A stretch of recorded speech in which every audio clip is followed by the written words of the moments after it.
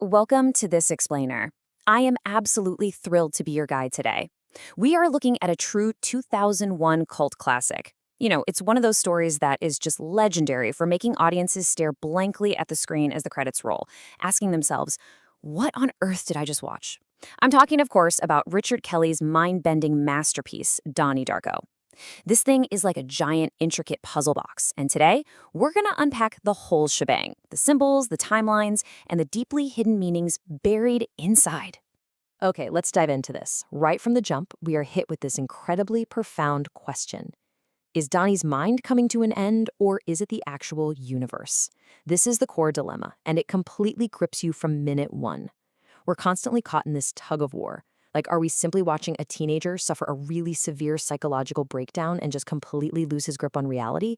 Or are we actually witnessing a literal sci-fi apocalypse where the very fabric of space and time is collapsing?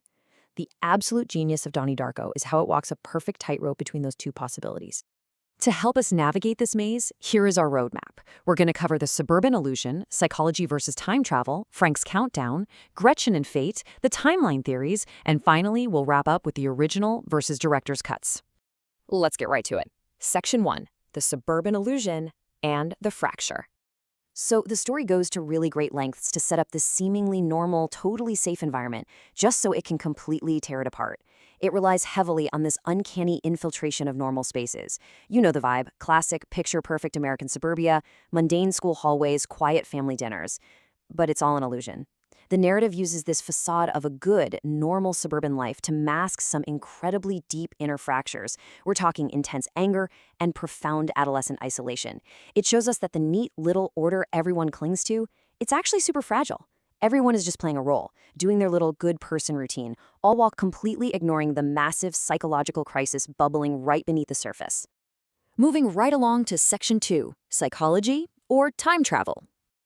Now, what's really interesting about this slide is this two doors framework. You absolutely need this to understand the entire Donnie Darko experience.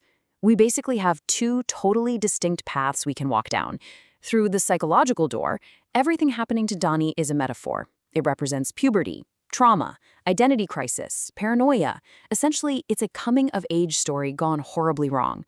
But if we look through the literal sci-fi door, Donnie is genuinely dealing with a tangent universe, a broken time loop, and a forced destiny that he literally has to fix. And the brilliant thing about the source material is that it impartially supports both interpretations. It opens both doors wide, and crucially, it never fully shuts either one. All right, Section 3, Frank. Fear and the countdown. Listen, we literally cannot talk about this story without bringing up the giant, terrifying rabbit in the room, right? Frank.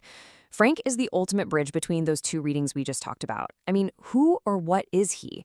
Well, if you take the psychological path, Frank is a subconscious trigger of Donnie's own fear. He's a physical manifestation of his complete mental break. But if we take the sci-fi path, Frank is a literal temporal messenger. He's a guide enforcing a fatalistic timeline who kicks off a countdown to the literal end of the world. So Frank isn't just some creepy visual to give you nightmares. He's the core catalyst forcing the plot forward, demanding that Donnie, and us as the audience, figure out what his presence actually means. That brings us to Section 4, Gretchen and the Web of Fate. So if Frank is the catalyst pushing things forward, Gretchen is the emotional anchor tying Donnie to his ultimate destiny. In the context of this story, fate isn't just some pre-written path that Donnie is blindly stumbling down. Instead, it's framed as a language of price and acceptance. And here's the key: that acceptance is triggered by fragile connections. Gretchen's vulnerability acts as this massive external catalyst. She is the fragile bond that forces Donnie out of his own isolated head and pushes him right toward his inevitable final choice. It really all boils down to this fragile closeness, the incredible impact of a bond from the outside. You see, throughout the whole story, Donnie struggles with this crushing, profound sense of loneliness. But at the exact same time, he feels this heavy, overwhelming burden of being chosen for something monumental. When he forms this delicate connection with Gretchen, someone completely from the outside, those two massive feelings just collide. It's his desperate desire to protect this new bond that ultimately makes him accept the terrifying responsibility fate just handed him. Let's move to Section 5 and see how this builds, the finale and timeline theories. Okay, let's look at the actual mechanics of the climax, because this is where the debates really heat up. If we map out the literal sci-fi time travel theory, it breaks down into 3 distinct steps. First up, we have the prime universe. That's just the normal flow of time. But then, an anomaly hits, creating step 2, a tangent universe, which is an alternate reality. Now, this tangent universe is highly unstable. It's going to collapse and destroy absolutely everything unless it's closed. Which brings us to step 3, the choice and closure. Donnie realizes that to save the prime universe, and to save Gretchen, he has to make the ultimate sacrifice to close the loop of that tangent universe. So the crucial point is, does the story leave us any actual proof that this alternate timeline happened? Yes, absolutely. When the loop closes, we get these fascinating memory crumbs. They're these lingering emotional traces left in the minds of the characters. We see this brilliantly executed in that famous awakening sequence set to the song Mad World. Characters who interacted with Donnie in the tangent universe wake up back in the prime universe, feeling this profound, totally unexplainable sadness. They're literally subconscious artifacts of a timeline that no longer exists.